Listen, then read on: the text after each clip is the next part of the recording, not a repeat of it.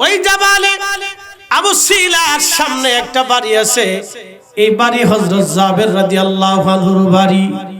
সেই বাড়িটা সৌদি বাদশা এখন সুন্দর করে একটা কমপ্লেক্স তৈরি করে সংরক্ষণ করে রাখছেন। সাহাবী রাসূল হযরত জাবের রাদিয়াল্লাহু আনহুর বাড়ি। এই বাড়িতেই হযরত সাহাবী জাবের সন্তানাদি স্ত্রী পুত্র নিয়ে থাকতেন। খন্দকের খাল ছিল 10 ফিট চওড়া, 10 ফিট ডিপ, বিরাট বড় এই খাল। 3 মাইল পর্যন্ত বিরাট লম্বা ছিল। সাহাবীরা এই খাল খনন করতেছিলেন। 3000 সাহাবী খাল খনন করতেছিলেন, একজন আর দুইজন না। মস্ত বড় বিরাট একটা পাথর খালের মাঝখানে যে বলল 10 ফিট চওড়া, 10 ফিট গভীর একটা পাথর। এত বড় পাথর যদি সরাইতে না পারা হয়, কাফেররা পাথরের উপর দিয়ে এসে আক্রমণ করে মদিনার ভিতরে তারা ঢুকতে পারবে। সাহাবীরা বলল, হুজুর, এত বড় পাথর সরানোর মতো কোনো অস্ত্র আমাদের কাছে নাই, আর এত বড় পাথর ভাঙার মতো কোনো শক্তিও আমাদের নাই। নবীজি, এই পাথর যদি সরানো না যায়, কাফেররা এই পাথরের উপরে দিয়ে আক্রমণ চালাবে। আল্লাহর নবী তখন বলে, সাহাবীরা রে, তাহলে আমার সাথে চলো। আল্লাহর নবী সাহাবীদের সাথে চললেন। ছোট্ট একটা হাতুড়ি নবীজির হাতে দেয়া হলো। ওই হাতুড়ি দিয়ে নবীজি সেই দিন পাথরের উপর আঘাত করলেন। পাথরের উপরে যখন আঘাত করলেন, করার সাথে সাথে আল্লাহু আকবার, পাথরটা 3টা খণ্ডে বিভক্ত হয়ে গেল। আর পাথরের ভিতর থেকে আগুনের স্ফুলিঙ্গ বের হয়ে গেল। ঠিক তখনই নবী মুস্কি হাসি দিয়ে বললেন, সাহাবীরা রে, শোনো সাহাবীরা, তোমরা শোনো, পার্সিয়ান সাম্রাজ্য মুসলমানদের বিজয় হবে। একবার জোরে বলা যাবে কি আল্লাহু আকবার? কাফেররা সেই দিন হাসি আর কাজ শুনছো রে, নিজের দেশ বাঁচাইতে পারে না, আবার পারস্য সাম্রাজ্য বিজয় করবে। আবার নবীজি আঘাত করলেন। বাকি খণ্ডগুলি 3টা খণ্ড করে বিভক্ত হলো। এত বড় পাথর, প্রিয় নবীর নবুয়তের ছোট্ট আঘাতে 3টা করে খণ্ড হয়ে গেল। এই খণ্ডগুলি হওয়ার কারণে আহারে পাথরগুলি 3 খণ্ডে বিভক্ত হয়ে গেল। প্রিয় নবী মুস্কি হাসি দিয়ে বললেন, সাহাবীরা রে, রোম সাম্রাজ্য মুসলমানদের বিজয় হবে। চিৎকার মেরে জোরে বলেন আল্লাহু আকবার। তিনি আমাদের নবী, তিনি শ্রেষ্ঠ রাসূল, অথচ সেই দিন তিনি ক্ষুধার্ত ছিলেন। পেটের ভিতরে পাথর চাপা দিয়ে কাপড় দিয়ে নবী বেঁধে রাখলেন। হযরত জাবির দেখার পরে বলেন, হুজুর, আপনি এই পেটের মধ্যে পাথর চাপা দিয়ে রাখছেন কেন? নবীজি ডাক দিলেন, জাবের রে, ক্ষুধার যন্ত্রণা সহ্য করতে না পেরে পেটের মধ্যে পাথর চাপা দিয়ে বেঁধে রাখছি। আল্লাহর নবী কথা বলার পরে জাবের বলেন, ইয়া রাসূলুল্লাহি, কেন আপনি আমাকে বলেন নাই? নবীজি, আগে কেন বলেন নাই ইয়া রাসূলুল্লাহ? জাবের কি মরে গেছে নাকি? হযরত জাবের বাড়ি চলে গেলেন। বিবি রে, ঘরের মধ্যে কি আছে? বলে, স্বামী, 1 সা গম আছে আর একটা ছাগল আছে। বলে, বিবি রে, ছাগল আমি জবাই করে দিয়ে যাচ্ছি, গোশত বানাই দিয়ে যাচ্ছি, আর গমগুলি বের করে রুটি বানাও, গম পিষো, রুটি বানাও। আমার রাসূল আজকে 3 দিন না খেয়ে আছে।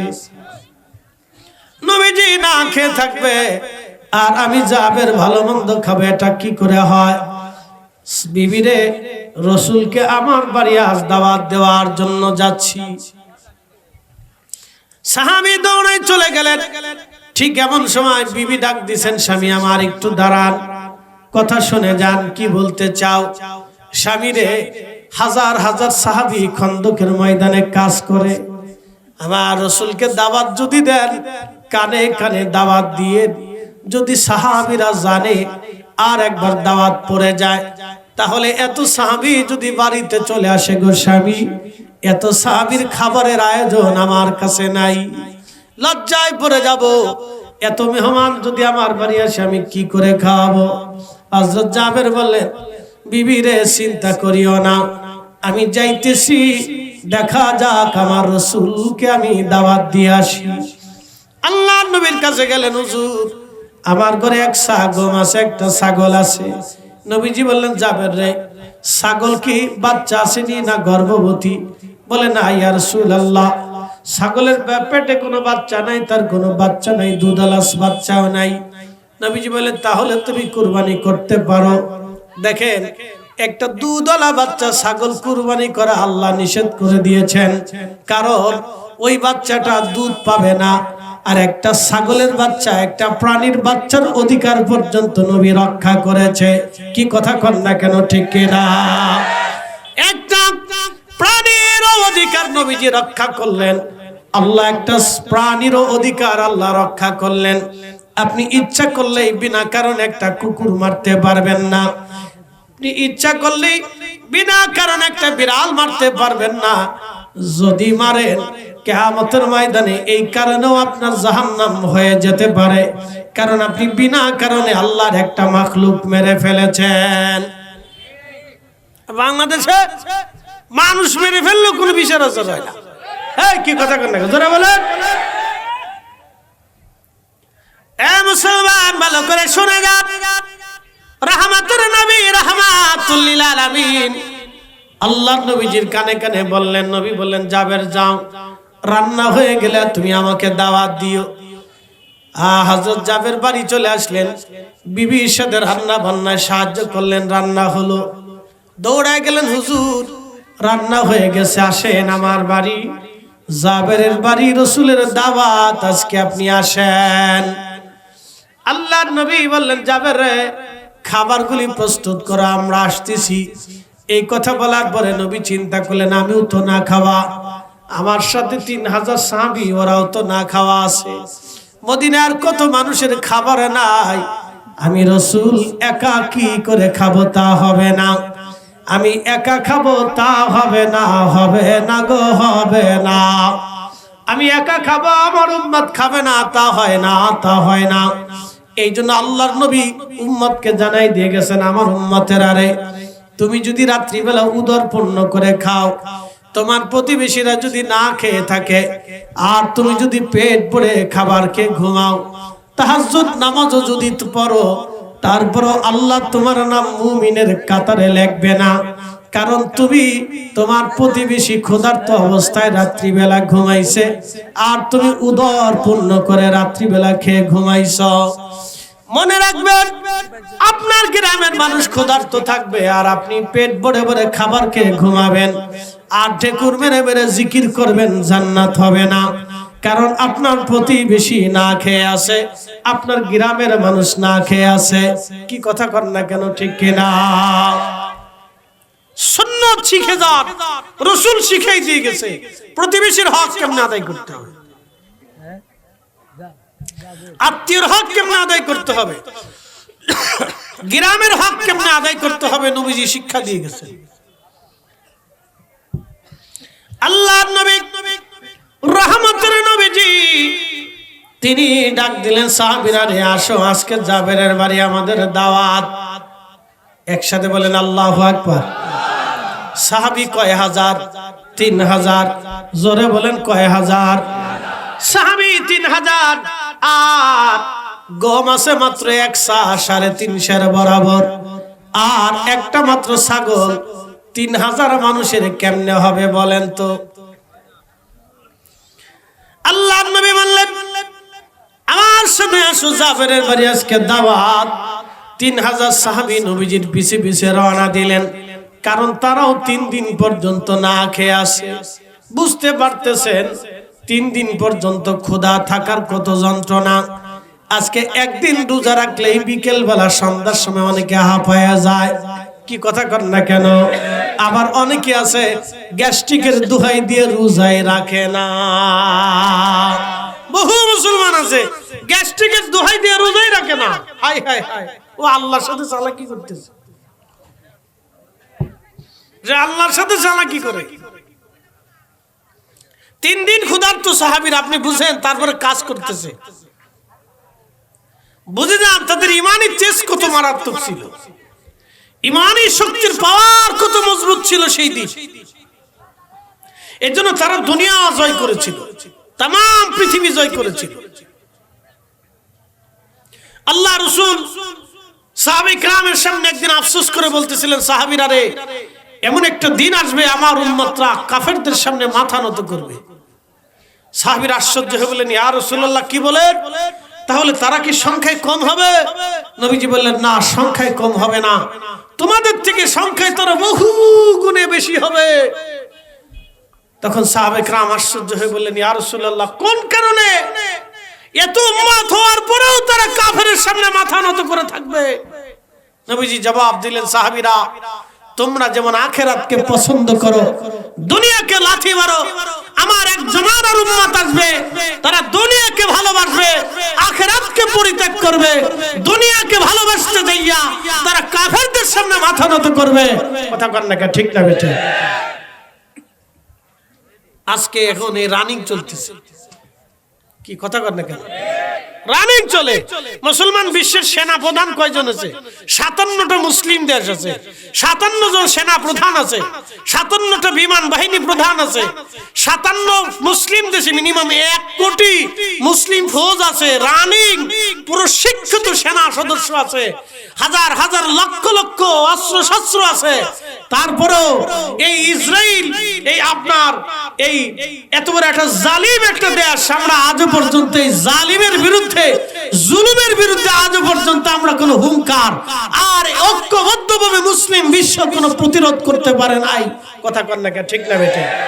তার মানে কি বুঝলেন? ঈমান দুর্বল। আল্লাহর নবী 1450 বছর আগে যাহা বলেছেন এটা তাই, সেই সেম সময় এখন। প্রিয় উপস্থিতি হাজিরিন, ভালো করে শুনে নেবেন। প্রিয় নবীজি বললেন, সাহাবীরা আসো। 3000 সাহাবী হযরত জাবেরের বাড়ি উপস্থিত হয়ে গেল। হযরত জাবেরের স্ত্রী পর্দা সরায় দেখলেন নবীজি আসছে, কিন্তু আফসোস, নবীজির সাথে হাজার হাজার সাহাবী। জাবেরের স্ত্রী বিবিরে ডাক, স্বামীরে ডাক দিছে, স্বামী আমার একটু ভিতরে আসেন। মোহাম্মতের একটা ধমক মেরে কয়, হাই হাই, আপনি করছেন কি? দাওয়াত দেওয়ার কথা ছিল নবীজিকে, আপনি নবীজিকে দাওয়াত দিলেন, সাথে সাথে সাহাবীদেরকেও দিলেন, কারণ কি? স্বামীর এত মানুষের খাবার আমি কেমনে খাবো? তখন জাবের বললেন, বিবিরা, আমার দোষ কি? আমি তো কানে কানে দাওয়াত দিয়েছিলাম, কিন্তু নবীজি সাহাবী সারা আজ দাওয়াত খেতে আসে নাই, তারাও তো ক্ষুধার্ত, কি করব, উপায় কি? হযরত জাবেরের বিবি বলেন, হায় হায়, এত মানুষের খাবার আমি কেমনে দিব বলো স্বামী? আজকে লজ্জায় পড়ে যাব, জাবেরের বাড়ি খাবার নাই। নবীজি বুঝতে পারছে জাবের বিপদগ্রস্ত, ডাক দেখে, জাবের, লাব্বাইক ইয়া রাসূলুল্লাহ, খাবারের পাতিল আমার কাছে নিয়ে আসো, আর একটা কাপড় দিয়ে ঢেকে দাও। একসাথে বলেন আল্লাহু আকবার। রুটির পাত্র কাপড় দিয়ে ঢাকলেন নবীজি, গোশতের পাত্র কাপড় দিয়ে ঢাকলেন। 3টে করে রুটি নবীজি নিলেন, বাম হাত কাপড়ের উপরে রাখলেন। 3টা রুটি নবী আনলেন। 3টে রুটি এনে জাবেরকে বলেন, জাবের রে, সাহাবীদেরকে বলো কাতার করে বসার জন্য। 3000 সাহাবী বসে গেল। আস্তে হয়ে গেল না? জোরে বলো। যেমনে কইতেছেন মনে আপনারাও খাইতে পারবেন। তাহলে একসাথে বলেন আল্লাহু আকবার। তৌহিদেরই মুর্শিদ আমার, মুহাম্মাদের নাম, মুর্শিদ মুহাম্মাদের নাম। ওই নাম জপলেই বুঝতেই পারি খোদারি কালাম, মুর্শিদ মুহাম্মাদের নাম। সাহাবীরা কাতার করে বসা, যাবেন 3টে করে রুটি দিলাম, 1 চামচ গোশতের তরকারি নবীজি দিলেন রুটির উপরে। 3000 সাহাবীর সামনে পৌঁছায় দাও। দিতে দিতে দিতে দিতে যাবেন 3000 সাহাবীর সামনে রুটি পৌঁছায় দিল। আপনারা বলেন তো রুটি গেল কয় হাজার? জোরে বলেন। গম কয় মন? জোরে বলেন, একসাথে জোরে বলবেন আল্লাহু আকবার। মুজিজা দেখছেন নি? এটা রাসূলের নবুয়তের হাত, এটাই রাসূলের নবুয়তের হাত। এজন্য নবীর হাত আর আমাদের হাত এক না। এই আস্তে বলবেন না, জোরে বলেন এক, জোরে বলেন এক না। এক বলাটাই বুখারী। হাজিরিন, প্রিয় নবীজি 3000 সাহাবীর সামনে খাবার পৌঁছাইলেন, রুটি চলে গেল 9000। নবীজি বলেন জাবের রে, দেখো মদিনার মানুষ তো না খেয়ে আসে, খবর দাও যার বাড়ি খাবার নাই সে যেন তোমার ঘরে আসে। আজকে আমি নবী মেহমানদারি কর্ম ঘোড়ার পিঠে চড়ে জাবের সারা মদিনায় ডাক দিল, মদিনাবাসী শুনছো, তাড়াতাড়ি আসো আমার বাড়িতে আজকে দাওয়াত। রাসূল নিজে হাতে বেড়ে বেড়ে মেহমানদারি করতেছে, যার ঘরে রুটি নাই সে চলে আসো, আজকে আমার বাড়ি তোমাদের দাওয়াত। আস্তে আস্তে একজন না দুইজন না 15,000 মানুষ হযরত জাবেরের বাড়ির সামনে দাঁড়িয়ে গেল। আল্লাহর নবী প্রত্যেকটা মানুষের হাতে 3টে করে রুটি দিলেন, 1 চামচ করে গোশতের তরকারি দিয়ে দিলেন।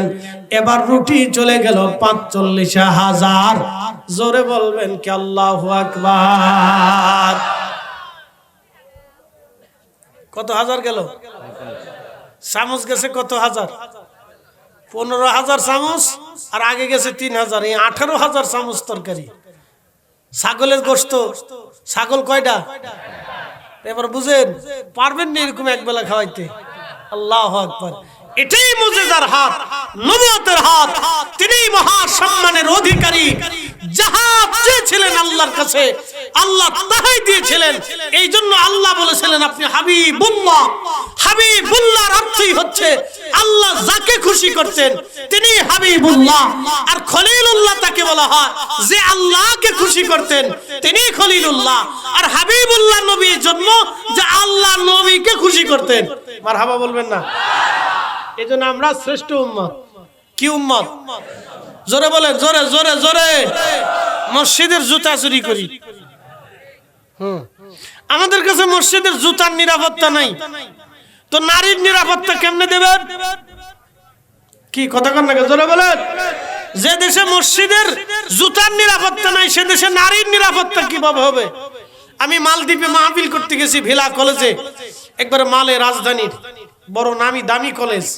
এটার এই আপনার একটা হল আছে, এই হলে বিভিন্ন প্রোগ্রামগুলি হয়। তো প্রোগ্রাম শেষ করার পরে রাত তখন অনেক বেজে গেছে, ছেলেরা বলল হুজুর আসেন একটু সাগরের হাওয়া খেয়ে আসি। তো সাগরের বাতাস খেতে গেলাম হুলে মালে। নাম শুনলে হাসবেন। হুলে মালে, মালে হচ্ছে রাজধানী, রাজধানীর পরে আরেকটা শহর আছে এটার নাম হুলে মালে। হুলে মালে হচ্ছে এয়ারপোর্ট। এখানে আর একটু আমাদের দেশের গুলশান বানানি যেরকম ভিআইপি শহর, ওরকম সুন্দর শহর হুলে মালে। এই হুলে মালে যাওয়ার মাঝখানে একটা ব্রিজ আছে সাগরের উপরে। সাগরের নির্মল বাতাস প্রবাহিত হয়, কত সুন্দর। এই বাতাস খেতে যাওয়ার সময় দেখি মেয়েরা রাস্তা দিয়ে হেঁটে হেঁটে যাচ্ছে। আমার রাত 12টা 1টা বাজে, রাজধানীর এই শহরে সাগরের পারে মেয়েরা হাঁটতেছে। ওদেরকে ধরে না, হাইজ্যাক হয় না? হুজুর এটা কি বাংলাদেশ? এদেশের পৃথিবীর সব থেকে বেশি নিরাপত্তা এদেশের মানুষকে দেওয়া হয়। পৃথিবীতে পর্যটন শিল্পের 1 নম্বর নিরাপত্তার জন্য প্রধান 1 নম্বর কাতারে আছে। এদেশে কোনো দুর্নীতি নাই, চুরি নাই, ডাকাতি নাই, রাহাজানি নাই, খুন নাই, দর্শন নাই, মারামারি নাই, কাটাকাটি নাই। কেউ কারো ব্যবসা নিয়ে জমি নিয়ে পারাপারি ঝগড়া ফাসাদ কিচ্ছু করে না। রাষ্ট্র এসে জমি মেপে বুঝাই দিয়ে যায়। আর আমাদের দেশে রাষ্ট্র জমি বুঝাইতে আসলে 30 বছর পার হয়, মামলা জামলা গোষ্ঠী কিলাইতে কিলাইতে। এই কি আস্তে কথা কেন? জোরে বলেন। কত বছর যায়? 30 বছর যাওয়ার পরে তারপরে যে জিতে, তার যে ওই 30 বছর পরে জিততে জিততে তার 30 বছরে জান শেষ হয়ে যায়। চুল ছিল কাঁচা, হয়ে গেছে সাদা।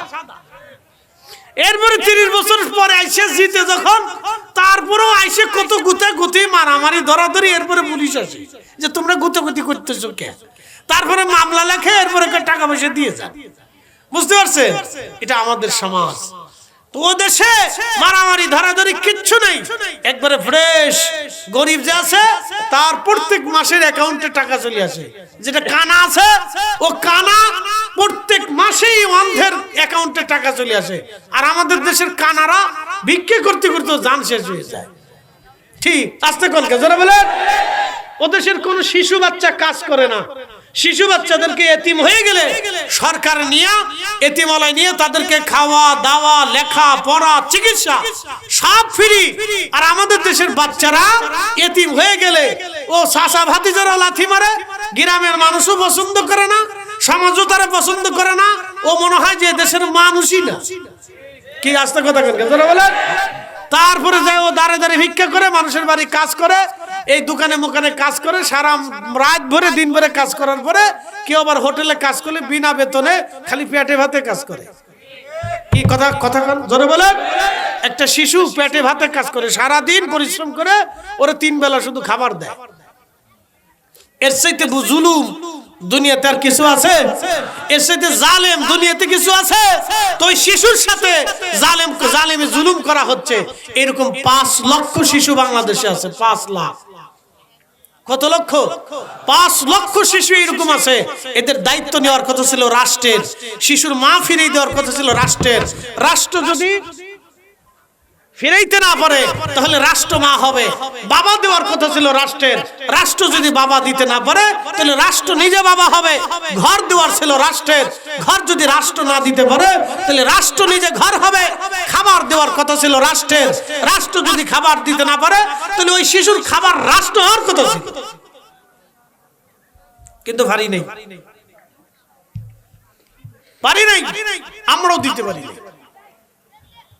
এই জন্য মাঝে মধ্যে বাংলাদেশের মাটির নিচে ভূমিকম্প লাড়া দেয়। কি আস্তে কনকে জোরে বলে। ভূমিকম্প কি করে? লাড়া দেয়, লাড়া দেয়। খালি ভূমিকম্প আসবে না, আরো কিছু আসবে। আপনাদেরকে আজকে একটা তথ্য দিয়ে যাই। 1757-তে একটা ভূমিকম্প হয়েছিল বাংলাদেশে, প্রলয়ঙ্করী ভূমিকম্প। তখন তো মাটির ঘর টর ছিল, কুড়ে ঘর ছিল, এই ঘরের ঘর ছিল। তখন এই ভূমিকম্প কি জিনিস মানুষ বুঝে নাই। কিন্তু সেই ভূমিকম্পে বর্তমান যে মেঘনা নদী, এই নদীটা দাউদকান্দির নিচ দিয়ে পাশ দিয়ে প্রবাহিত হচ্ছে।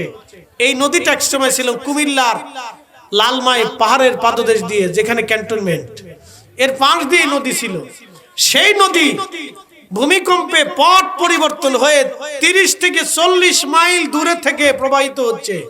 ভূমিকম্পে নদীর পথ পর্যন্ত পরিবর্তন করে দেয়। ভূমিকম্পে ঢাকা শহর একদিন নিশ্চিহ্ন হয়ে যাবে।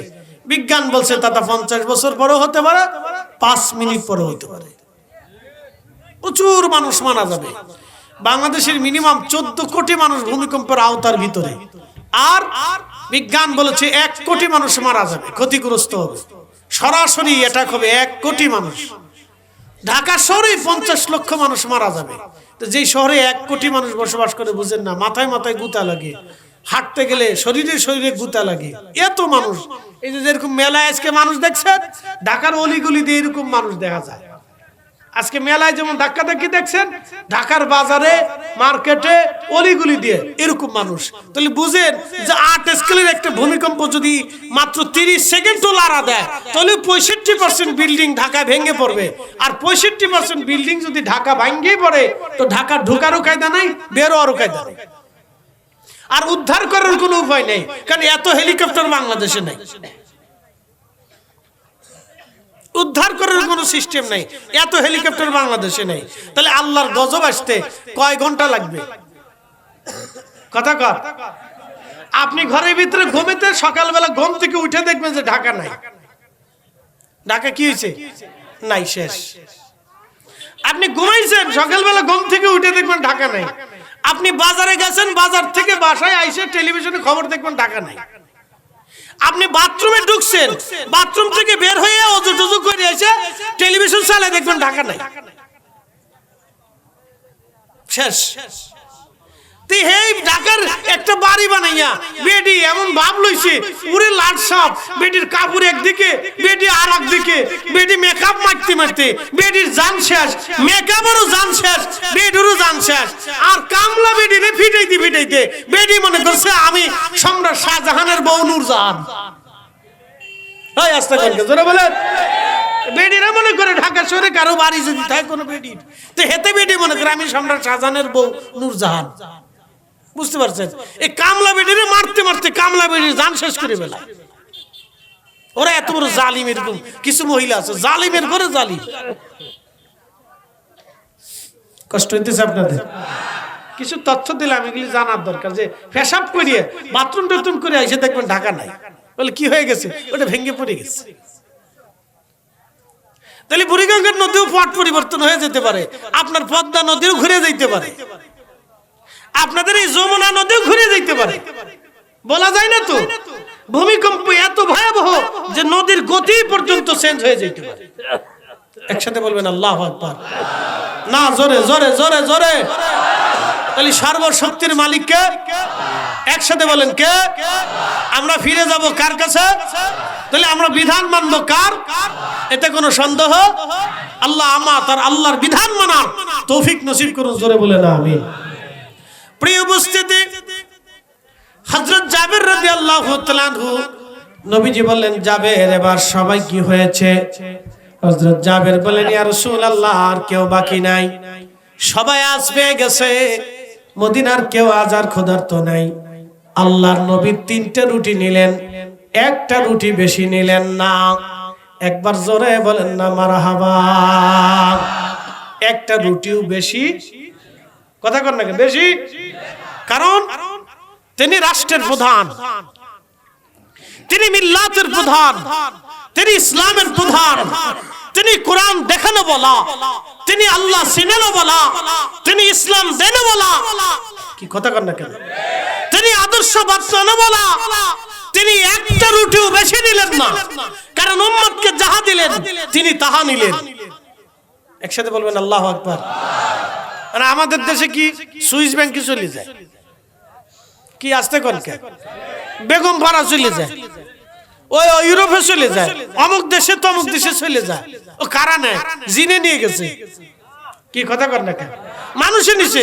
মানুষ কারা? আমার দেশের মানুষে নিচে। এর ভিতরে মুসলমান আছে 85%। কি কথা কর না কেন? এরা আবার হজে যায়, হজে যায় আবার শয়তানের পাথরও মারে।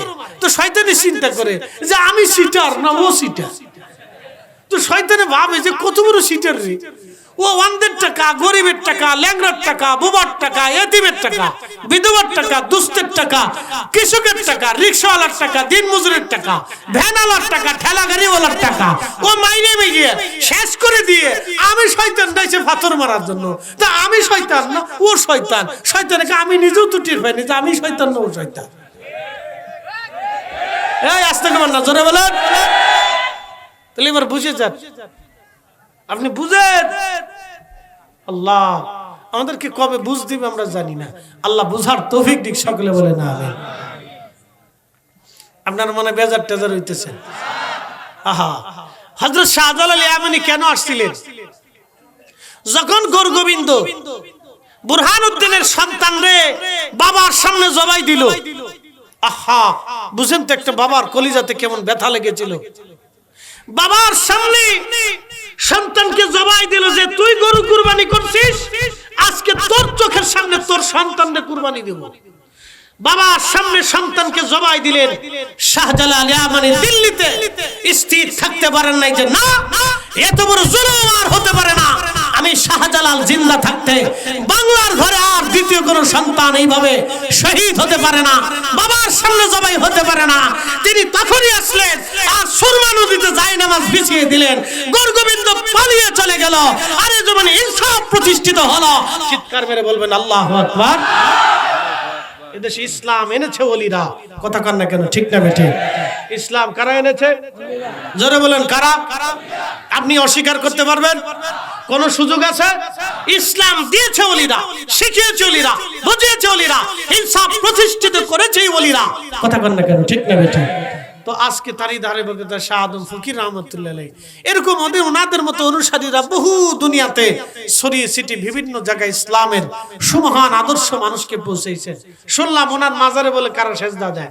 এই যারা সেজদা দেন মাজারে কি সেজদা দিবেন কোন? তো সেজদা দেওয়ার জায়গা কি মাজার? তো সেজদা দেওয়ার জায়গা কোন জায়গা? মসজিদ। কি কথা কন না কেন? মাজার হলো জিয়ারতের জায়গা। কিসের জায়গা? কবর কিসের জায়গা? জিয়ারতের জায়গা। ওইখানে দাঁড়াবেন, ফাতিহা পড়বেন, দোয়া করবেন। কি কথা ঠিক আছে কিনা? ফাতিহা পড়বেন, কি করবেন? দোয়া করবেন। ওনার জন্য দোয়া করবেন, আপনার পরিবারের মরহুম যারা চলে গেছে তাদের জন্য দোয়া করবেন। তো দোয়া করবেন, ওনার জন্য হাদিয়া পাঠাবেন। কি হাদিয়া? সূরা ফাতিহা, সূরা ইখলাস, দুরূদ শরীফ, কোরআন শরীফের যে কোনো সূরা আয়াত ওনার জন্য হাদিয়া পাঠাবেন। তো ওনার জন্য এই হাদিয়া যখন পাঠাবেন তখন উনি খুশি হবে যে আমার মুহিব্বিন এসে আমার জন্য হাদিয়া পাঠাইছে। এখন আপনাদেরকে প্রশ্ন করি, জবাব দিবেন।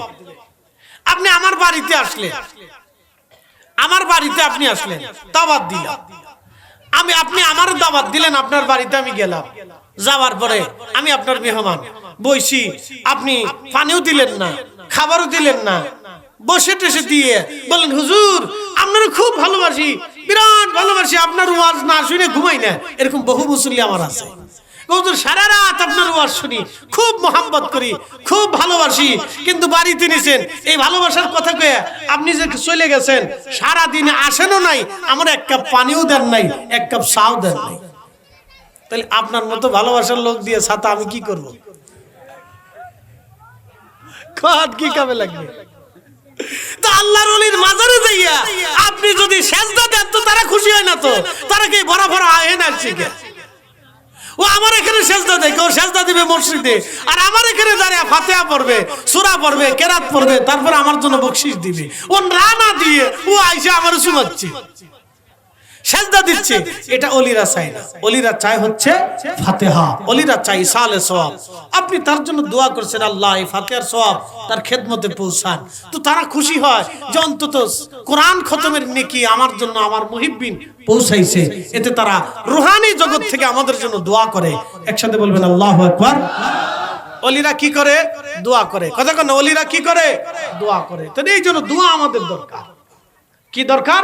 দোয়া দরকার। তাহলে ওলিদের মাজার কি হবে? সেজদা হবে না জিয়ারত হবে? একসাথে জোরে বলেন, সেজদা হবে না জিয়ারত হবে? জিয়ারতের পরিবেশ তৈরি করতে আল্লাহ তৌফিক দিক। সকলে বলেন আমিন। একসাথে জবান খুলে একটু জিকির করে লা ইলাহা, জোরে লা ইলাহা, ও লা ইলাহা ইল্লাল্লাহ, লা ইলাহা হাসবি রাব্বি জাল্লাল্লাহ মাফি কলবি গায় আহা নূর মুহাম্মদ সাল্লাল্লাহ লা ইলাহা ইল্লাল্লাহ, লা ইলাহা ইল্লাল্লাহ, লা ইলাহা ইল্লাল্লাহ মুহাম্মাদুর রাসূলুল্লাহ সাল্লাল্লাহু আলাইহি ওয়াসাল্লাম। প্রিয় উপস্থিতি, আল্লাহর নবী তিনটা রুটি নিলেন। তিনটা রুটি নেওয়ার পরে এক চামচ তরকারি নিলেন। নেওয়ার পরে বললেন, জাবের রে, এবার তোমার রুটির পাত্রের মধ্যে রুটি যা আছে সব তোমার, তরকারির পাত্রে যত তরকারি আছে এটাও তোমার। হযরত জাবের রাদিয়াল্লাহু আনহু বললেন, ওয়াল্লাহি, আল্লাহর কসম করে বলি, রুটির পাত্র থেকে আমি যখন কাপড় সরাইলাম তখন দেখি রুটির পাত্রের মধ্যে রুটি যা আছে সব ওইভাবেই আছে, কোন রুটি কমেও নাই বাড়েও না। না একটা জবান বন্ধ থাকবে না, চিৎকার মেরে বলেন আল্লাহু আকবার। এখন যদি আমার নবীজি রুটি 6টা নিতে পারতেন, কিন্তু ইনসাফ হতো না। 3টা রুটি নিলেন। আল্লাহ রাসূল বলেন, আমার উম্মতেরা, তোমাদের জন্য আসমান থেকে বরকত যাবে। কখন যাবে? যদি তোমরা দুনিয়াতে ইনসাফ প্রতিষ্ঠিত করো, ন্যায় কায়েম করো, তখন আল্লাহর আসমান থেকে তোমাদের জন্য সাহায্য যাবে। যদি আসমান থেকে সাহায্য তোমরা পেতে চাও তাহলে ন্যায় করবা, অন্যায় করবা না। বাংলাদেশে আমাদের ঘরে হাজার হাজার সন্তান আছে, হাজার হাজার, যারা বাবা মার খেদমত করে না, বাবা মার হক আদায় করে না। এরকম সন্তান আমাদের দেশে আছে না নাই? বহু সন্তান আছে বাবা মাকে গালি দেয়, বাবা মাকে মারতে যায়, বাবা মাকে পিটাইতে যায়। রে উল্লাপাড়াবাসী ভালো করে শুনে যাবেন, যারা বাবা মাকে মারতে যায়, পিটাইতে যায়, গালি দেয়, ঘর থেকে বের করে দেয়, জুদা করে দেয়, বাবা মাকে কষ্ট দেয়, আল্লাহর কসম করে বলি ভাই আমার, বলে দিয়ে গেলাম, কাবা শরীফের গিলাফ পড়েও যদি কবরে দেওয়া হয় জান্নাত হবে না, জান্নাত হবে না। এদেশের লক্ষ লক্ষ ছেলেরা বৃদ্ধ বাবা মার সাথে জুলুম করে, অন্যায় করে, জুলুম করে, অন্যায় করে। হাজার হাজার ঘরে বাবা মার সাথে জুলুম হয়, অন্যায় হয়। আল্লাহর কসম করে বলি, কাবা শরীফের গিলাফ পড়ে যদি কবরে দেওয়া হয় জান্নাত নসিব হবে না। যদি বাবা মার সাথে জুলুম করা হয়, বাবা মাকে কষ্ট দেওয়া হয়, আল্লাহর নবী বলেন আমার উম্মত সে ধ্বংস হয়ে যাবে যে বাবা মা পাইলো কিন্তু খেদমত করে জান্নাত নিয়ে নিতে পারলো না, সে ধ্বংস হয়ে যাবে। সে ধ্বংস হবে রে যে বাবা মা পাইলো কিন্তু খেদমত করে জান্নাত নিতে পারলো না, সে ধ্বংস হয়ে যাবে। রসুলের দরবারে একজন সাহাবী ছিলেন, যদিও রসুলের দরবারে কোনোদিন সহবতে আসেন নাই। তিনার নাম হযরত ওয়াইসাল কারনী। সহিহ মুসলিমের কিতাবু ফাযাইল ওয়া সাহাবিন নবী বাবু ফাদাইল ওয়াসাল কারনীর ভিতরে এসেছে হযরতে ওয়াসাল কারনী রাদিয়াল্লাহু তাআলা আনহু তিনার পিতামাতার খেদমতের বদলা এমন ভাবে পেয়েছিলেন। আল্লাহর নবী বলেন ওমর রে, যদি কোনোদিন আমার ওয়াইসের সন্ধান পাও তার কাছ থেকে তুমি মাগফিরাতের দোয়া চেয়ে নিও, কারণ আমার ওয়াইস মুস্তাজাবাতুদ দাওয়া, দোয়া করতে দেরি হবে, আল্লাহর আসমান থেকে দোয়া কবুল হতে দেরি হবে না। চিৎকার মেরে জোরে বলেন না মারহাবা। পৃথিবীর ভিতরে এরকম বহু ওলি ছিলেন যারা মুস্তাজাবাতুদ দাওয়া। খাজা বাবা আজমিরি মুস্তাজাবাতুদ দাওয়া, তিনি আল্লাহর কাছে যা বলতেন আল্লাহ তাই দিতেন। মুজাদ্দিদ আল ফিসানি মুস্তাজাবাতুদ দাওয়া, হুজুর বাহাউদ্দিন নকশবন্দ বুখারী মুস্তাজাবাতুদ দাওয়া, শাহজালাল ইয়ামানি মুজাদ্দিদি মুস্তাজাবাতুদ দাওয়া, হযরত 12 আউলিয়া মুস্তাজাবাতুদ দাওয়া, 360 আউলিয়া মুস্তাজাবাতুদ দাওয়া। এরকম আপনাদের এই সাথিয়াতে ঘুমিয়ে আছে আল্লাহর ওলি মুস্তাজাবাতুদ দাওয়া, আপনাদের ওই রাজশাহীতে এবং শাহজাদপুরে ঘুমিয়ে আছে আল্লাহর ওলিরা মুস্তাজাবাতুদ দাওয়া। উনারা আল্লাহর কাছে যা চাইতেন আল্লাহ তাই দিতেন, আল্লাহ তাই দিতেন। বিদায় আমরা সাধারণ যারা ওলিদেরকে ভালোবাসি আল্লাহর জন্য। কি কথা কন না কেন? কার জন্য? না না জোরে বলেন, কার জন্য? উনারা যদি আল্লাহর ওলি না হয়ে ব্রাহ্মণের বন্ধু হতো যাইতেন? একসাথে কর। যদি ঠাকুর হতো, যদি পুরোহিত হতো, যদি যোগী হতো, যদি নাগা সাধু হতো। নাগা সাধু চিনছেন? ও ল্যাংটা থাকে, কি থাকে? ও নাগা সাধু একজনের আমি টেলিভিশনে সাক্ষাৎকার নিতেছে, 40 বছর ধরে ওই ল্যাংটা, কাপড় পরে না। কত বছর? আচ্ছা বলেন, এখন পৃথিবীতে সব জাতিসংঘ বসে সিদ্ধান্ত নিল আমরা এই সাধুর আদর্শ দুনিয়াতে বাস্তবায়ন করব। তো সেই জন্য জাতিসংঘ থেকে সবাই বলে দিল যে সারা পৃথিবীতে এই নাগা সাধুর আদর্শ আপনারা বাস্তবায়ন করেন, তাহলে আমাদের দেশে যত কাপড় চুপড় আছে তো শেষ। তো সবারই ল্যাংটা হইতে হবে। কি আস্তে কথা জোরে বলেন, সবারই কি হইতে হবে? ল্যাংটা হইতে হবে।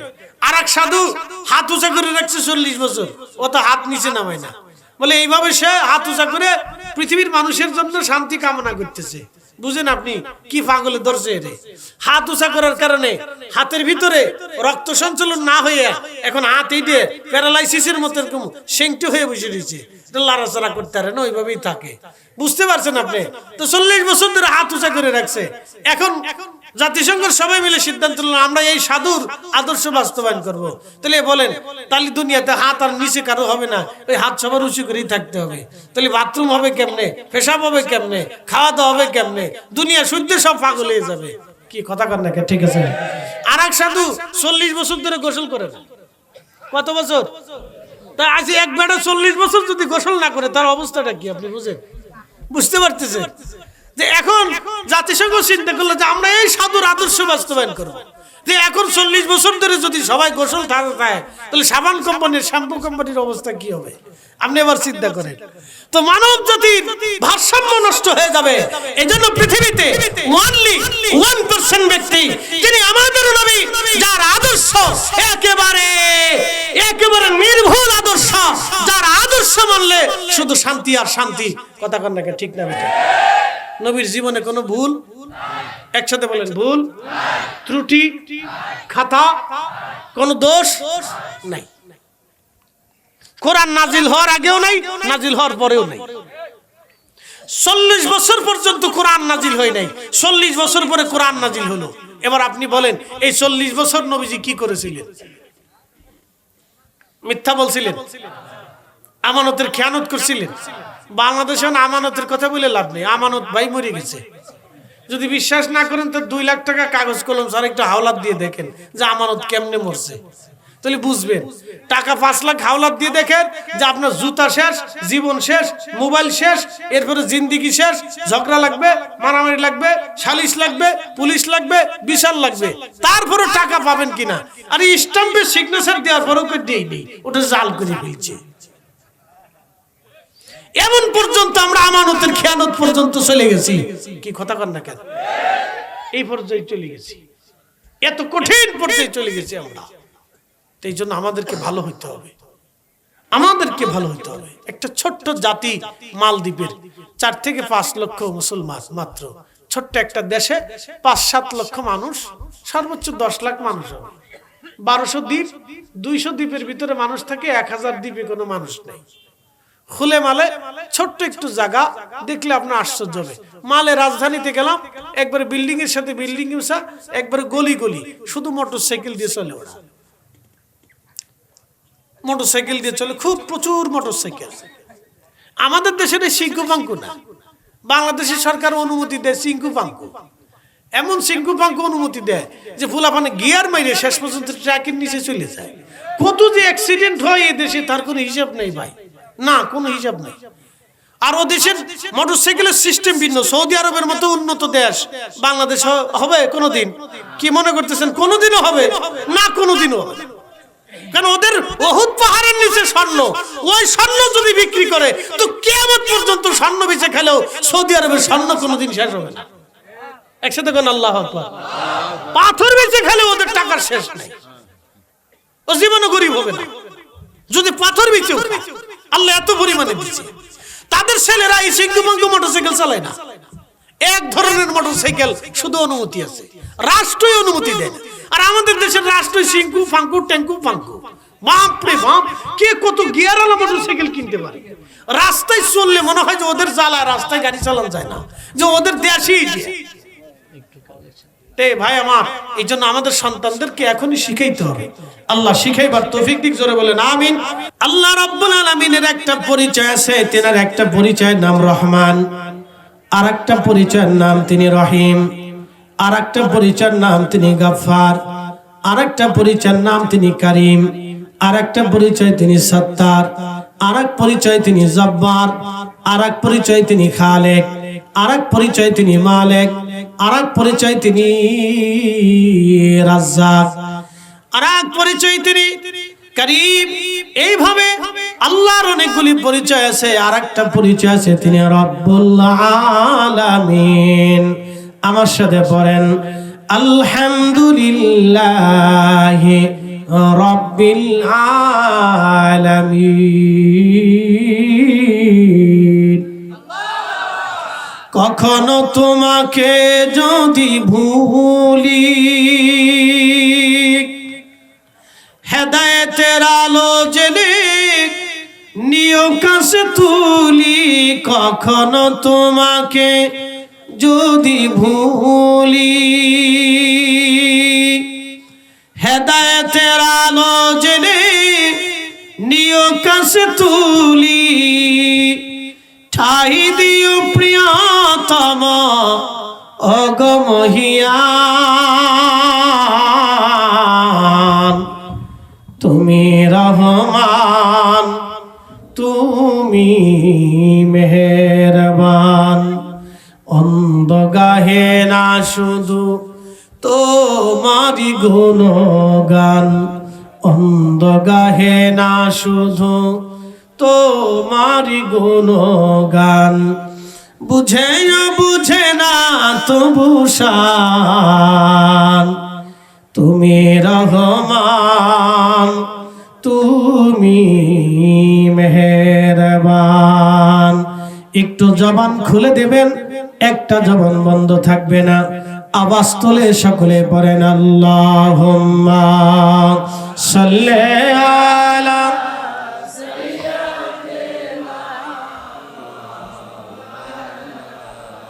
একটু চা খাওয়ায় নাকি?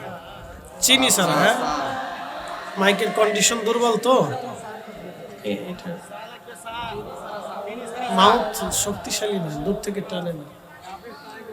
তুমি আল্লাহর প্যারা হাবিব, তোমার তুলনা নাই কেউ আর। বলেন নবীর তুলনা কেউ আছে? একজন দেখাইতে পারবে? তো যারা বলে রসুল আমাদের মতো, বলেন বলেন কোরআনের অপব্যাখ্যা করিয়া নাম দিছেন তো তফসির, তো তফসিরে কুলিন নামা আনা বাসার দিয়ে তো আপনি বুঝাই দিলেন রসুল আপনার মতো। তো কোন দিক থেকে রসুল আপনার মতো আপনি বলবেন তো? কি কথা কন না কেন? জোরে বলেন, রসুল কোন দিক থেকে আপনার মতো আপনি ব্যাখ্যা করে বলেন যে সত্যবাদীদের দিক থেকে রসুল আপনার মতো। তো রসুলের মতো সত্যবাদী কি আছে? নবীর মতো আমানতদারিতা কি আছে? রসুলের মতো বিশ্বাসী কে আছে? নবীর মতো ইয়াকিনওয়ালা কে আছে? রসুলের মতো ধৈর্যওয়ালা কে আছে? নবীর মতো সেজদা দেনেওয়ালা কে আছে? নবীর মতো ক্ষুধার্ত থাকনেওয়ালা কে আছে? রসুলের মতো এই পরম সুন্দর আচরণ করনেওয়ালা কে আছে? আমাকে দেখান তো। তাহলে আপনি কেমনে বলেন? বলেন রসুলের পেশাব আর আপনার পেশাব একরকম? বলেন, যদি কলিজায় সাহস থাকে, কোন বাপের বেটার জন্ম হয়ে থাকে তো আসেন, একটু দেখাই দিয়ে যায়। এই কি কথা কর না কেন? জোরে বলেন, কোন বাপের বেটা যদি থাকে তো আসেন, যে আমি বাপের বেটা হালাল জাদা, তো হালাল জাদা হলে আসতো। যে আপনার পেশাব আর রসুলের পেশাব মোবারক এক, একটু বুঝাই দিয়ে যায়। আসেন বুঝাই দিয়ে যায়। রসুল কারীমের চুল মুবারক আর আপনার চুল একরকম, একটু বুঝাই দিয়ে যান। নবীজির শরীর মুবারক আর আপনার শরীর একরকম, একটু বুঝাই দিয়ে যান। নবীজির থুতু মুবারক আর আপনার থুতু একরকম, একটু বুঝাই দিয়ে যান। কি কথা কর না কেন? বুঝান। আসেন কোন বাপের বেটা আছে দেখি, একটু চেহারাটা দেখি। চেহারা দেখে অন্তত আমি একটু ধন্য হই যে না, একটা চেহারাওয়ালা পাওয়া গেছে।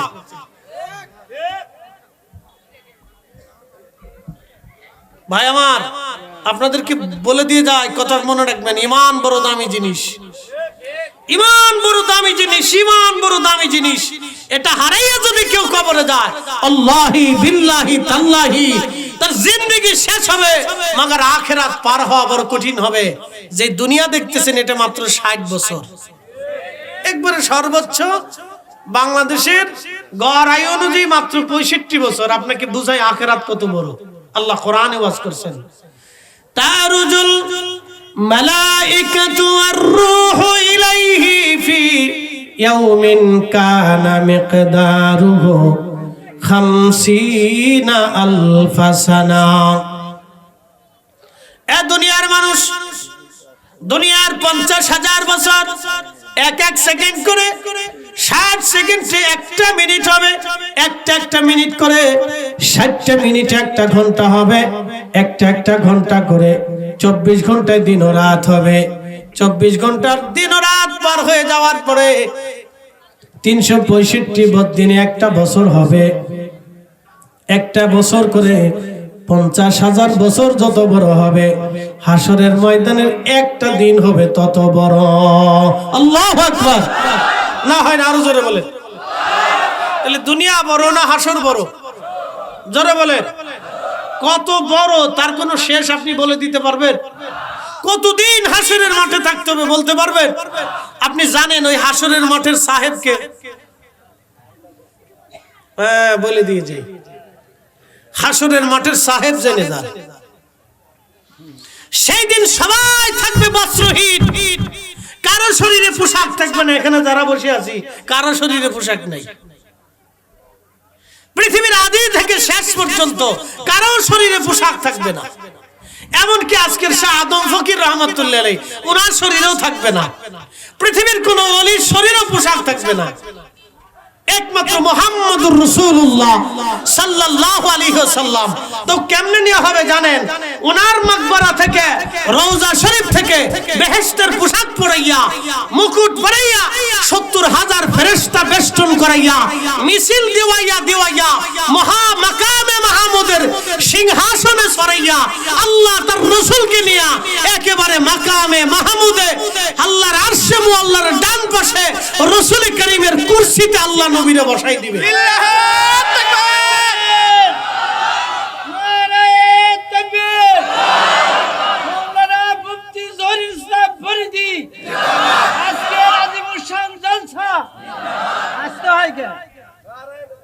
আমার দিকে তাকান, তাকবীর লাগবে না, কথা শুনে যান, দামি কথা বলে। এটা কি আমাদের কথা? কি আমাদের হবে? আল্লাহর কোরআন থেকে বলতেছি, একসাথে বলি তো আল্লাহু আকবার।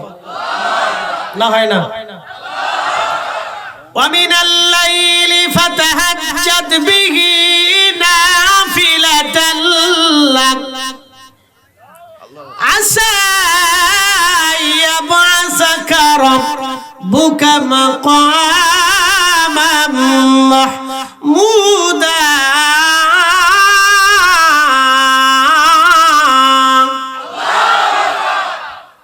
আমি বলছি না কোরআন বলছে? কোরআন থেকে বুঝে যান। وَمِنَ اللَّيْلِ فَتَهَجَّدْ بِهِ نَافِلَةً لَكَ। প্রিয় নবী যোহর পড়লেন, যোহরের বিনিময়ে আল্লাহ কথা বলেন নাই। আসর পড়লেন, আসরের বিনিময়ে বলেন নাই। মাগরিবের বিনিময়ে বলেন নাই। এশার বিনিময়ে বলেন নাই। আল্লাহ বলেন, হুজুর অতিরিক্ত একটা নামাজ আমি আপনাকে দিলাম। এই নামাজের নাম তাহাজ্জুদের নামাজ। কিসের নামাজ? এদেশের হাজার হাজার লক্ষ লক্ষ মুসলমান তাহাজ্জুদ বুঝেই না, না বুঝে না, তাহাজ্জুদই বুঝে না। এই যে এই ওয়াক্তটা যে এত দামি, এদেশের লক্ষ লক্ষ মুসলমান বুঝেই না যে তাহাজ্জুদ কি, বুঝেই দিয়েছে। আল্লাহ বলেন, হাবিব একটা ওয়াক্তে আপনি দাঁড়িয়ে যান, সেটা তাহাজ্জুদ আপনার জন্য আমি অতিরিক্ত করে দিলাম। আপনি নামাজটা আমাকে দেন, আমি আল্লাহ আপনাকে একটা পুরস্কার দিব। আশা অবশ্যই আপনাকে একটা পুরস্কার আমি আল্লাহ দিব। আইয়া বাসাকা রাব্বুকা মাকামাম মাহমুদা। আমি আপনাকে মাকামে মাহমুদের অধিপতি বানাবো। সর্বোচ্চ মাকাম, যে মাকামের পরে আর কোন মাকাম নাই। একসাথে বলবেন আল্লাহু আকবার। এই মাকামের পরে আর কোন মাকাম? তাহলে বলেন রাসূলের মর্যাদা কত? বলেন আমাকে। কেউ যদি থাকেন, বুঝে থাকেন, তাহলে বলেন যে ওনার মর্যাদার সীমানা কতটুকু আমাকে একটু বুঝাই দেন, বলে দিয়ে যান। আরো বলি, এখানে ইচ্ছা করলে প্রেসিডেন্ট ট্রাম্পের সাথে দেখা করতে পারবেন। কথা বলেন না, ভুল মানে ডরায়েন না। ইচ্ছা করলে প্রেসিডেন্ট ট্রাম্পের সাথে কথা বলতে পারবেন। ইচ্ছা করলে প্রেসিডেন্ট পুতিনের সাথে কথা বলতে পারবেন। ইচ্ছা করলে সৌদির বাদশার সাথে কথা বলতে পারবেন। তো তুই যদি না পারেন, তাহলে বর্তমান পৃথিবীতে গতানুগতিক সিস্টেম অনুযায়ী ওনারা পৃথিবীর সম্মানিত ব্যক্তি দুনিয়াবি সিস্টেমে। কি কথা ঠিক আছে কিনা? ধরে নিলাম দুনিয়াবি সিস্টেমে ওনারা দুনিয়াতে প্রসিদ্ধ প্রেসিডেন্ট এবং রাজা বা বাদশা, প্রধানমন্ত্রী যাই বলে, ভালো করে বুঝেন। সহসা কেউ ইচ্ছা করলে ওনাদের সাথে সাক্ষাৎ করা, কথা বলার, সময় কাটানো সবার দ্বারা সম্ভব না। ভালো করে বুঝেন। কিয়ামতের ময়দানে ওনাদের কি দাম আছে বলেন? আমাদের প্রধান উপদেষ্টা, গ্রামীণ ব্যাংকের প্রতিষ্ঠাতা, বিশিষ্ট লেনদেন কর্ণবলা আছে কিছু? বলেন না, যদি বলেন আসেনি আসেনি। হালাল হারামের প্রশ্ন আসলে তো আরো কিছুই নেই। কি আস্তে কথা কোনো জোরে বলেন। হক বেহক, সত্য মিথ্যা সাক্ষ্য দিয়ে এটাই বাদ। হালাল হারামের প্রশ্ন যদি আসে তাহলে ওনারা, কারণ সুদ এত নিকৃষ্ট, আল্লাহ রাসূল বলেন মার সাথে জিনা করলে যেই পাপ হয় সুদের হলো সর্বনিম্ন সেই পাপ। ওনা আপনি বুঝে নেবা, আপনি এবার বুঝিলেন, আপনাদের ভাষায় বলে বুঝিলেন লেন। আপনি আমার দিকে তাকান তো, দুনিয়াবি সিস্টেমে আমরা সম্মানিত, কিন্তু হাসরের ময়দানে 4 পয়সা মূল্য আছে। একসাথে কথা জোরে বলেন। তো সেই দিন হাসরের ময়দানের মালিক কে? না জোরে বলেন। এতে কি কোনো সন্দেহ আছে? আল্লাহ হলেন মালিকি ইয়াউমিদ্দিন, আর আমার রাসূল হলো রাহমাতুল লিল আলামিন। মারহাবা কর আরো জোরে। তাহলে রাসূলের দাম কত? আল্লাহু আকবার। এটা আমি আপনাকে বুঝাইতে পারতাম না, আমি কোরআন থেকে আপনাদেরকে বোঝাচ্ছি। তিনি মালিক ইয়াউমিদ্দিন। আল্লাহ বলেন হাবিব, আমি আপনাকে মাহরুম করে দেই নাই, আমি আল্লাহ আপনাকে শাফিউল মুজনিবিন বানাইলাম। হাসরের ময়দানের মালিক আমি আল্লাহ, কিন্তু ইজারা আমি আল্লাহ আপনার হাতে দিলাম। একসাথে ধরে বলেন আল্লাহু আকবার। মালিক কে? ইজারা দিছে কার হাতে? ইজারা বুঝেননি আপনারা? বাজার ইজারা দেয় না, সরকার বাজার ইজারা দিয়ে দিছে যে এই বাজারে আমি আরে দিয়ে দিলেন আপনি এত, আর আপনাকে সারা বছরে যাহা আপনি ট্যাক্স উঠে আপনি যা নিতে পারেন, ওই বাজারের কর্তৃত্ব ইজারাদারের উপরে থাকে। কথা ঠিক আছে কিনা? তো শুনে যান, আল্লাহ রব্বুল আলামিন হচ্ছেন হাসরের দিনের মালিক, মালিকি ইয়াউমিদ্দিন। আল্লাহ ডাক দিয়ে বলেন হাবিব, আপনাকে মাহরুম করি নাই, আসা আইয়াবআসাকা মাকামাম মাহমুদা, আপনাকে ওই হাসরের ময়দানে মাকামে মাহমুদের অধিকারী বানাবো। সাহাবে کرام জিজ্ঞেস করলেন ইয়া রাসূলুল্লাহ, মাকামে মাহমুদ কি? নবীজি জবাব দিলেন হিয়া শাফাআ, আমি যা চাবো আল্লাহ তাই দিবে। আস্তে হয়ে গেল না? জোরে জোরে জোরে জোরে। যা চাবে, কথা কন না, যা চাবে। তাহলে ওই হাসরে রাসূল ছাড়া আর কারো মূল্য আল্লাহর কাছে ওইরকম আছে? এবার বুঝে যান। এই জন্য আমরা দাঁড়াই ওনারে সালাম দিই, আপনার পছন্দ হলে হইয়ে দেন।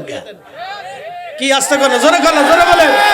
এই জন্য আমরা ওনাকে কি করি? দাঁড়াইয়া, মানে আপনার যদি পছন্দ না আপনি শুয়ে শুয়ে দেন, ও সাথে আমাদের দেখার টাইম নেই। আমরা যতদিন বেঁচে থাকি দাঁড়াই দেব। কি আস্তে করে জোরে বলেন। কেমনে দিব? তাজিমের সাথেই দিব, মানে আপনার পছন্দ হবে, না হলে না হবে। কথা ক্লিয়ার? ঠিক আছে কিনা? কারণ আমরা এমন একজন মহান ইজ্জতওয়ালার জন্য দাঁড়াই যে আমরা দাঁড়ানোটাও তার ইজ্জতের সম্মান দেওয়ার ক্ষেত্রে নগণ্য। এটাও সামান্য পরিমাণ, এতেও আমাদের হক আদায় হয় না। হিসাব সহজ, হিসাব একবারে সহজ, এতেও হক আদায় হয় না। প্রিয় উপস্থিতি হাজিরিন, ভালো করে কথাগুলি শুনে যাবেন। আজ জানাটা আমাদের অত্যন্ত দরকার, আমাদের বোঝা দরকার। আমরা সেই শ্রেষ্ঠ নবীর উম্মত, আমরা সেই শ্রেষ্ঠ নবীর উম্মত। আল্লাহ আমাদেরকে শ্রেষ্ঠত্ব দিয়েছেন। আল্লাহ বলেন কুনতুম খায়রা উম্মাহ, তোমরা সৃষ্টির শ্রেষ্ঠ জাতি, তোমরা দুনিয়ার সৃষ্টির শ্রেষ্ঠ জাত। আমাদের আগে হযরত ঈসা আলাইহিস সালামের উম্মত চলে গেল, আল্লাহ তাদেরকে কুনতুম খায়রা উম্মাহ বলেন নাই। তার আগে মুসা কালিমুল্লাহর উম্মত চলে গেল, আল্লাহ তাদেরকেও কুনতুম খায়রা উম্মাহ বলেন নাই। তার আগে যেতে যেতে যেতে যেতে বহু উম্মত আল্লাহ গত করে দিলেন, বহু উম্মত চলে গেল, বহু নবী চলে গেল।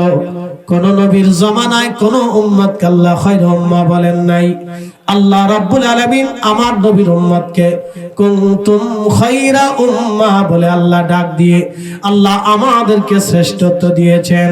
একবার আওয়াজ তোলে জোরে বলা যাবে কি মারহাবা। আল্লাহুম্মা সাল্লি আলা সাইয়্যিদিনা মুহাম্মদ কে আছে বলেন? ঘোষণা কে আছে? লিল্লাহি তাকবীর, লিল্লাহি তাকবীর, আল্লাহু আকবার। এই খান সাহেবের আগমন, শুভেচ্ছায় স্বাগত। এই খান সাহেবের আগমন, শুভেচ্ছায় স্বাগত।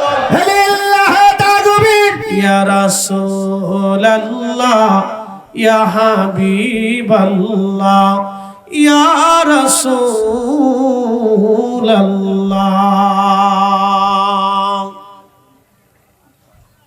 সময়ের স্বল্পতা, সরাসরি আলোচনায় প্রিয় উপস্থিতি মনোযোগ দিবেন।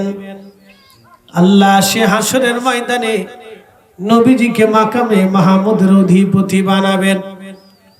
আল্লাহর নবী সাহাবীরা বলেন, হুজুর মাকামে মাহমুদ কি? বলে হিয়া শাফাআত। শাফাআত আমি আমার উম্মতের ব্যাপারে আল্লাহকে যা বলবো, আমার মনিব, আমার মালিক, আমার আল্লাহ তাই আমার পক্ষে রাজি হয়ে যাবে। একবার জোরে বলেন আল্লাহু আকবার।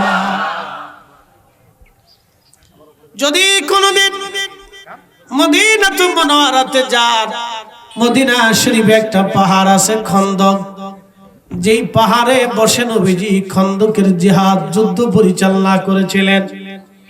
সেই পাহাড়ে একটা ছোট্ট মসজিদ আছে, সেই মসজিদে নবীজি নামাজ পড়েছিলেন। এই মসজিদের নিচে আর একটা মসজিদ আছে, মসজিদে সালেমান ফার্সি।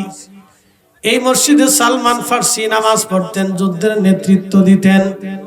তার আগায় আর একটা মসজিদ আছে, মসজিদ আলী, যেখানে হযরত আলী এবং ফাতেমা দুইজনে যুদ্ধের জন্য নেতৃত্ব দিয়েছেন। ওই জামানায় নারীরাও জিহাদের ময়দানে কাটাইতো। একবার জোরে বলা যাবে কি আল্লাহু আকবার। হাজরাতে আলীর নামে মসজিদ এখনো আছে। খন্দকের পাহাড়ের পিছনে একটা পাহাড় আছে, এই পাহাড়ের নাম জাবালে আবু সিলা।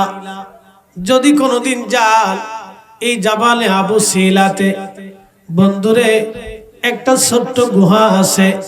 এই গুহার ভিতরে নবীজি 3 দিন 3 রাত পর্যন্ত না খেয়ে না ঘুমিয়ে পানি পর্যন্ত পান না করে শুধু সিজদার মধ্যে তিনি কাটিয়েছেন। একাধারে 3 দিন 3 রাত পর্যন্ত কাঁদলেন, ইয়া রব হাবলি উম্মতি, ইয়া রব হাবলি উম্মতি। আল্লাহ আমার উম্মত গুনাহগার, আল্লাহ আমার উম্মত গুনাহগার। রাস্তাঘাটে মেলার ভিতরে যারা ঘুরেন, কিয়ামতের ময়দানে কোন চেহারা নিয়ে রাসূলের সামনে দাঁড়াবেন বলেন তো? সেই দিন হাউজে কাউসারের পানি ছাড়া তো আর কোনো পানি থাকবে না, আর সে আল্লাহর ছায়া ছাড়া কোনো আশ্রয় থাকবে না। সেই দিন হাউজে কাউসারের পানি ছাড়া আর কোনো পানি হবে না। আমার নবীজি সেই দিন হাউজে কাউসারের স্বত্বাধিকারী হবেন। হাউজে কাউসারের মালিকানা আল্লাহ তার নবীকে দিয়ে দিলেন। সেই দিন ওই পানি পান করার জন্য যখন যাবেন, কোন চেহারা নিয়ে সেই দিন দাঁড়ায় বলবেন, ইয়া রাসূলুল্লাহ আমি আপনার উম্মত, অথচ দুনিয়াতে আপনি রাসূলের কাজ করে যান নাই। কবরে নামানোর সময় মরহুমদের পাশে দাঁড়াইয়া, কবরের পাশে দাঁড়াইয়া মানুষেরা বলে, বিসমিল্লাহি ওয়া আলা মিল্লাতি রাসূলিল্লাহ, আল্লাহর নামে নবীর দলে তোমাকে কবরে নামানো হলো। আল্লাহর নামে নবীর দলে তোমাকে কবরে নামানো হলো। বলেন তো, দুনিয়াতে আপনি নবীর দলই করেন নাই, আপনি শয়তানের অনুসরণ করেছেন, আমার রাসূলের অনুসরণ আপনি করেন নাই। তাহলে বলেন তো, কিয়ামতের ময়দানে কবরের জিন্দেগিতে আপনাকে যখন কবরে নামানো হবে, তখন আপনি কি জবাব দিবেন? কথা বলেন না কেন, ঠিক কিনা? শ্রেষ্ঠ নবী দিলাম রে তরিয়ে নিতে রোজ হাসরে, ঠিক কিনা? শ্রেষ্ঠ নবী দিলাম রে তরিয়ে নিতে রোজ হাসরে, পথ না ভুলি তাই তো পাক কুরআনের বাণী খুদা তোমার মেহেরবানি।